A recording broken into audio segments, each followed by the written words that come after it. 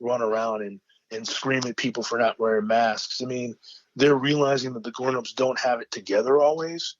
I think that my generation still thought, oh, well, grown-ups, they know what they're doing, more or less. I mean, they're pissed off that we're wearing, like, heavy metal shirts, but they have it going on. And now these young people are, you guys are nuts, and we better get it together.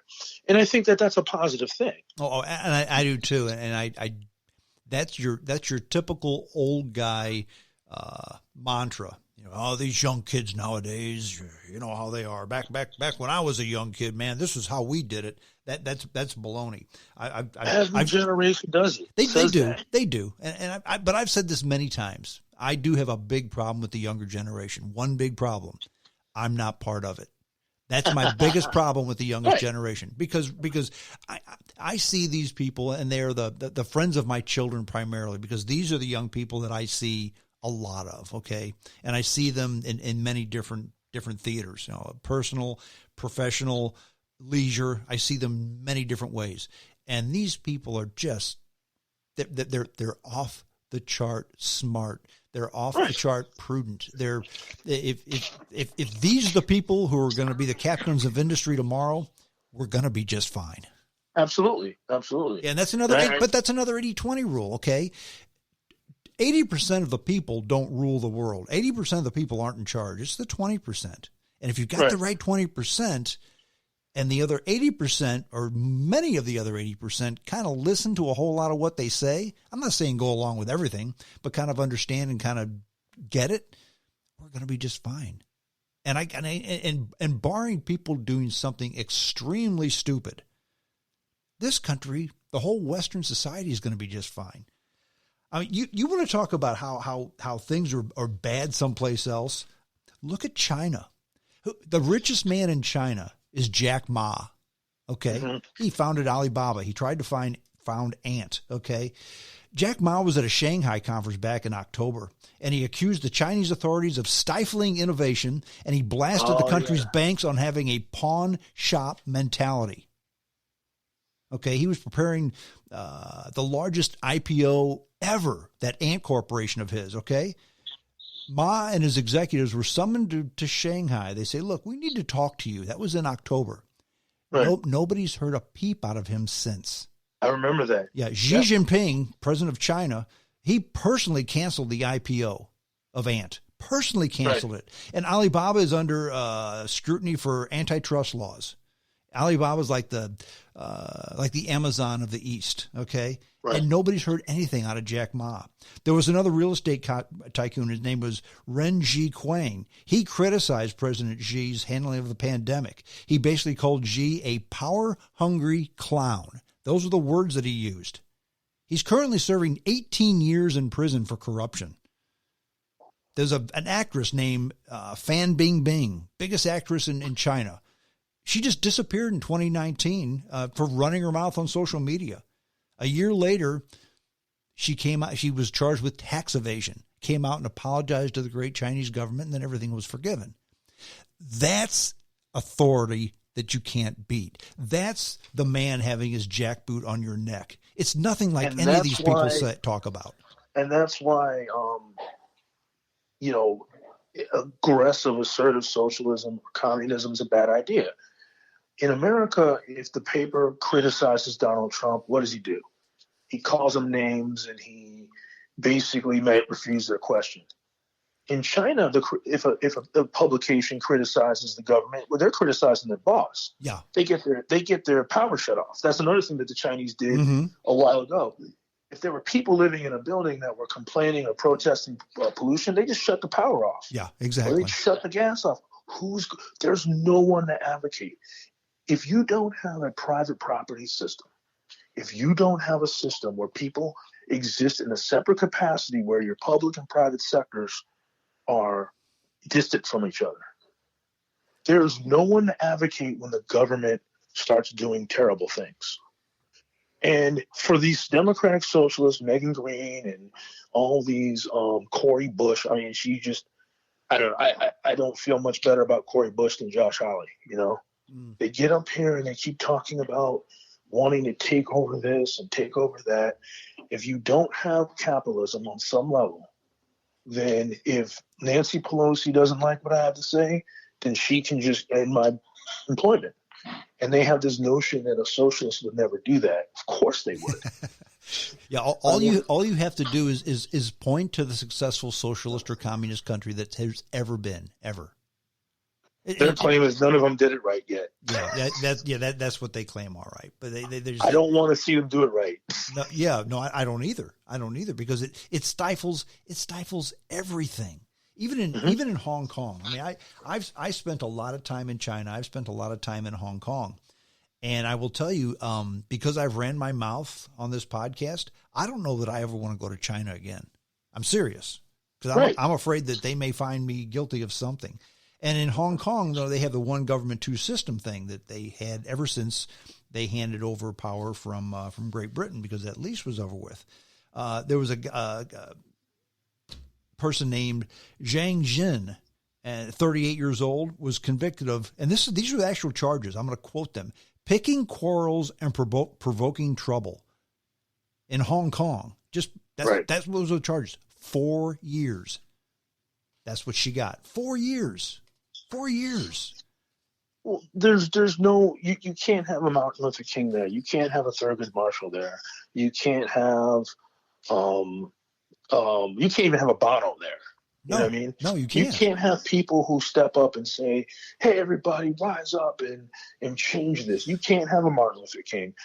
So, and like you said, you can't have everything. And it's, both sides need to learn that. The Trump people need to learn you can't have everything in terms of whatever it is you believe the world looks like. The world's going to change, Mm-hmm. We all get older, and younger people are going to decide to do things a little different. Just do your thing. Leave them alone. But the liberals got to realize that, no, you're not going to be able you're not going to be able to end poverty for every single human being in the country. And you're not going to be able to get rid of every right-wing idea. You're not going to be able to. You can't just make the whole world exactly how you and your little group of 5 people want it. No, you can't. Well, and I've used this example quite often. Just because you disagree with somebody doesn't mean that you have to damn them all to hell, because I'm here to tell you there's times when I've disagreed with myself. So what does that tell you? And it's a very healthy thing to do. Sure. It's called evolving. Or maybe it's not even evolving. Maybe it's, okay, this is the way I thought because things were like this. Things have changed, so I now think a different way.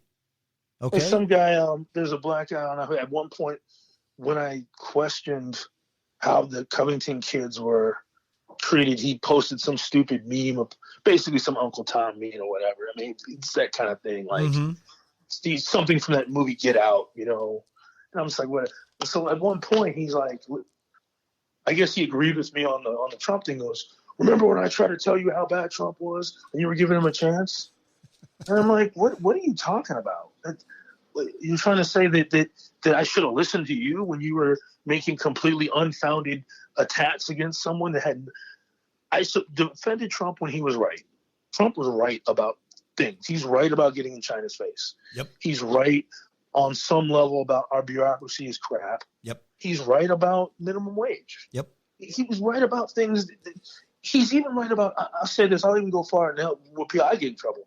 On some level, in his own confused way, I agree with him a little bit on the racial thing, in the sense that just looking for a racist under every rock is so tiring. It is. And it's so unconstructive.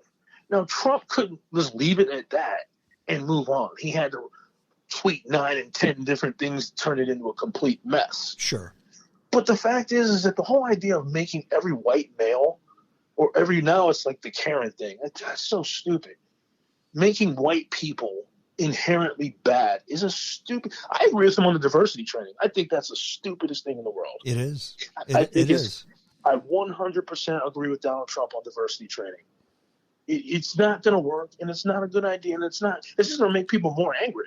Well, and it's diversity training, when it comes to that, is the same thing as the COVID-19 thing. Yeah. Let's treat people all the same, no matter if they're men or women, black or white, rich or poor, gay or straight. Let's treat them all the same. Let's look at them in a job as to how they perform and whether or not they can do the job or not. And if they are doing the job, let's reward them equally. If they're not doing the job, let's reward them equally. Yeah. Done. You're done.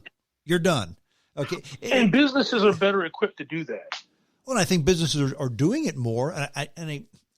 Businesses are definitely doing it more. I don't think they're doing it more because they've now seen the light and are becoming very moral individuals. I think they're thinking, wow, we need the best person for the job if we're going to compete in this environment. And we really don't care much about the color of their skin or their sex or their sexual orientation or anything. We want to get the person that's going to do the best job, because if we don't hire this person, somebody else will, and it might be our competition, and then we're screwed. And the more competitive the industry is, the less they can afford to discriminate. That's exactly Another right. thing Thomas Gold pointed out. Why do you think the NFL was allowing people to play before Harvard was accepting people?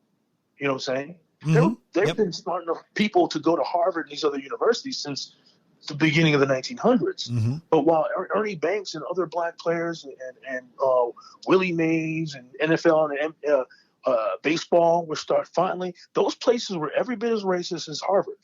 But Harvard had no cost. There was no cost to them being racist. And Thomas Sowell breaks this down so well. I mean, I recommend all the listeners just eat up as much Thomas Sowell as you can, because that's the new wave of the future. Even though he's 90, that's the direction.